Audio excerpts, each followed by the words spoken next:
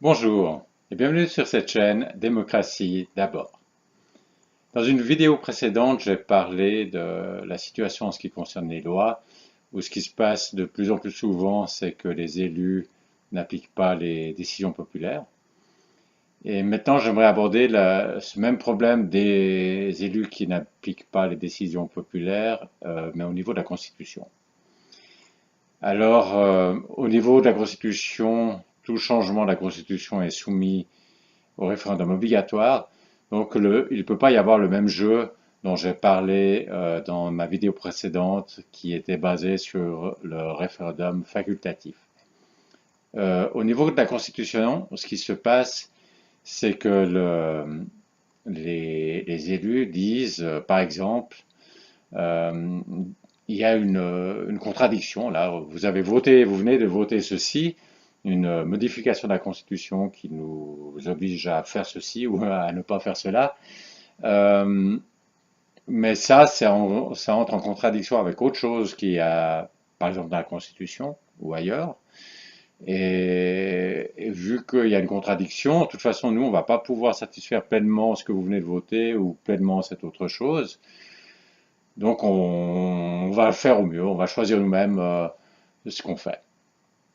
Et dans cette vidéo, je vais me concentrer sur le cas où la contradiction elle est entre deux parties de la Constitution. Je ferai une autre vidéo ensuite où la contradiction est entre le nouvel article constitutionnel et puis un accord international. Et pour cette vidéo, c'est entre deux éléments de la Constitution. Et au fond, cette excuse des élus, elle paraît comme ça assez défendable, c'est-à-dire que s'il y a une contradiction dans la Constitution, ils ne vont pas pouvoir effectivement faire les deux choses à la fois et il faudra choisir. Le problème, c'est que les élus exhibent cette excuse pour jouir du pouvoir qu'ils acquièrent ainsi aux dépens du peuple. Et donc ça ne devrait pas être dans une démocratie où c'est le peuple qui décide, et si le peuple a décidé quelque chose lors d'un référendum en votation populaire, ça ne devrait pas être possible ensuite pour les élus de finalement faire ce qu'ils veulent. Donc ça c'est, au fond, leur excuse est légitime, mais cette situation où une excuse légitime permet aux élus de faire ce qu'ils veulent, ça c'est une situation qui est inacceptable, qui ne peut pas durer, qu'il faut changer, qu'il faut corriger. Elle est vraiment très délétère parce que les gens votent et ensuite on fait autre chose. Enfin, les élus à Berne font autre chose. Euh, donc ça, c'est complètement antidémocratique. Même s'il y a effectivement cette excuse, mais c'est puisqu'il y a une contradiction ici on prend le cas où il y a une contradiction entre deux éléments de la Constitution. Donc il y a bien une excuse, donc on ne peut pas vraiment dire que par ce comportement-là, il est antidémocratique, puisque finalement, c'est une volonté du peuple contre une autre volonté du peuple, et puis c'est les élus qui font la balance entre ces deux volontés. Euh, mais c'est antidémocratique au sens où ça donne énormément de pouvoir aux élus, et puis c'est du pouvoir que le peuple n'a plus, c'est-à-dire qu'il vote pour quelque chose, et puis après, au fond, c'est les élus qui vont décider. Donc cette situation doit être modifiée, elle doit être assainie. Et, et aussi parce que dans cette situation, les citoyens, ils savent même plus très exactement sur quoi ils votent. Parce que finalement, vous avez un texte, un projet concret, donc vous votez. Si c'est ça qui va être mis en œuvre, si c'est ça qui va être appliqué, ben vous savez, vous votez là-dessus, et c'est ça qui va être appliqué. Mais si ça ne va pas être appliqué parce qu'au fond, à Berne, ils vont faire ce qu'ils veulent, ben vous savez plus exactement sur quoi vous votez. Et pour toutes ces raisons, les citoyens risquent de voter de moins en moins si de plus en plus les élus n'appliquent plus les décisions populaires. Et puis à la fin, ça va terminer. On voit très bien vers quoi ça va terminer, vers dire, bah, de toute façon, les gens ne votent plus, alors on peut aussi bien abolir la démocratie directe. C'est une dynamique absolument délétère. Alors comment faire pour solutionner ce problème, pour mettre un terme à cette situation où il y a un vrai problème, contradiction entre différentes parties de la Constitution, mais éviter que ça donne une marge de manœuvre, une liberté aux élus de faire ce qu'ils veulent.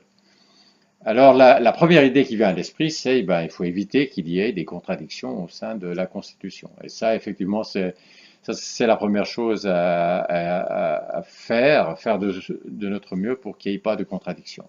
C'est-à-dire que quand quelqu'un enfin un groupement lance une initiative pour modifier la Constitution, ça serait bien qu'ils réfléchissent à savoir est-ce que cet article qu'il propose, est-ce qu'il risque d'être en contradiction avec certains autres articles, et si oui, qu'ils définissent un peu quel article est prioritaire en cas de contradiction, de façon que ce soit marqué, par exemple, cet article vise ce but-là et il utilise tel et tel moyen, mais si ça entre en contradiction avec tel autre article, alors ben, dire lequel des deux articles l'emporte.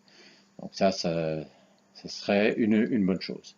Mais ceci dit, on ne pourra pas éviter qu'il y ait des contradictions. Il va toujours y avoir des contradictions à gérer, déjà simplement parce qu'il y a des objectifs, différents objectifs qui parfois se contredisent et il faut trouver une façon de gérer ces contradictions.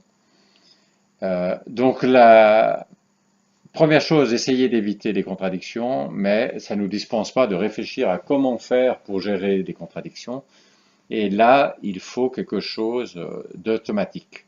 Parce que tout l'objectif, c'est que quand il y a une contradiction, on lève la contradiction d'une façon automatique et sans que ce soit simplement les élus qui fassent ce qu'ils veulent. Et ce que je propose, c'est la chose suivante. C'est-à-dire que s'il y a une contradiction entre deux parties de la Constitution, on regarde deux choses. On regarde premièrement, est-ce qu'il y en a une de ces parties qui a une plus grande légitimité démocratique? Si un objet a été soumis en votation populaire, si disons, un article constitutionnel a été soumis en votation populaire dans le cadre d'une votation populaire habituelle, donc avec unité de matière, et que le peuple a dit oui, cet article a plus de légitimité qu'un qui ne serait pas passé spécifiquement en votation populaire. Par exemple, qu'un article qui aurait été mis en même temps qu'une révision globale de la Constitution. Alors parce que c'est possible en Suisse de faire une révision globale de la Constitution. Ceux qui suivent ma chaîne savent que peut-être que je suis contre les révisions globales de la Constitution. Je pense que chaque fois qu'on fait une révision, il faut que ce soit avec unité de matière, quelque chose de ciblé. Et puis on vote là-dessus, et puis on dit oui ou non sur cette question-là, mais pas 36 000 modifications en même temps. Et puis après, on dit oui ou non à tout le paquet. Ça, je trouve que c'est mauvais, mais ça existe. Donc, du moment que ça existe, ce que je dis simplement, c'est que si un article a été introduit dans la Constitution, dans le cadre, non pas d'une votation sur cet article avec unité de matière, mais dans le cadre d'une révision globale de la Constitution, où on disait oui, c'est un peu le chenille, alors on va juste mettre les choses en ordre, mais en réalité, on ajoute des tas de choses un peu partout, des tas de nouveaux éléments un peu partout.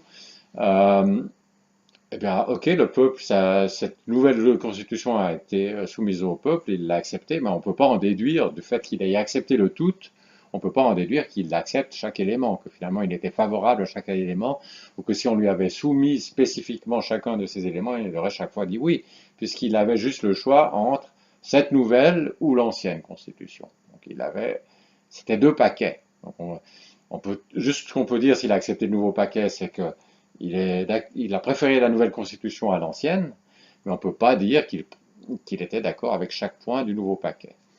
Donc, un article de la Constitution qui serait venu comme ça, il aurait moins de légitimité démocratique.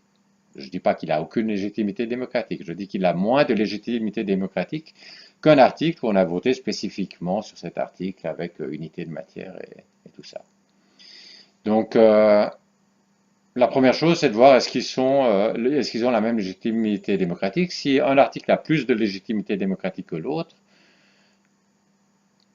alors c'est logique que c'est lui qui l'emporte sur l'autre. Ça serait mon premier critère.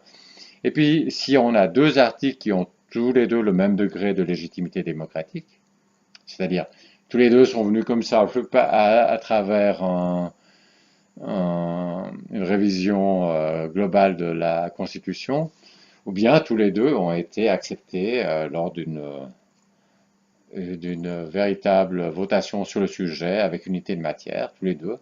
Donc ils ont la même légitimité démocratique. Et dans ce cas-là, ce que je propose, c'est que ce soit simplement le dernier, s'il y a un conflit entre ces deux articles, que ce soit le dernier article qui a été adopté qui l'emporte.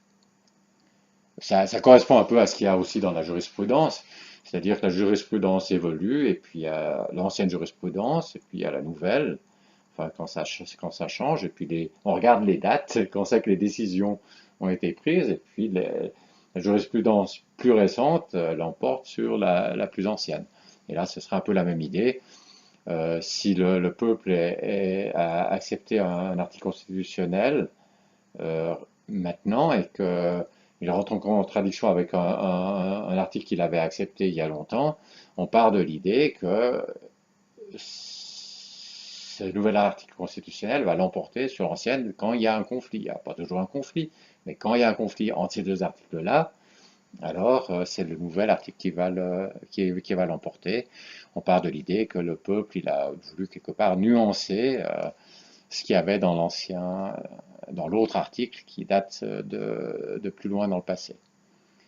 Voilà, donc ça serait mes deux critères. Premièrement, on regarderait si lequel des deux choses en contradiction a le plus de légitimité démocratique, et puis ensuite, si c'est deux qui sont au même niveau de légitimité démocratique, on regarderait lequel est la décision la plus récente. Euh, alors, je serais très intéressé de savoir ce que vous pensez de cette idée. N'hésitez pas à laisser dessous des commentaires. Et je vous remercie d'avoir suivi cette vidéo.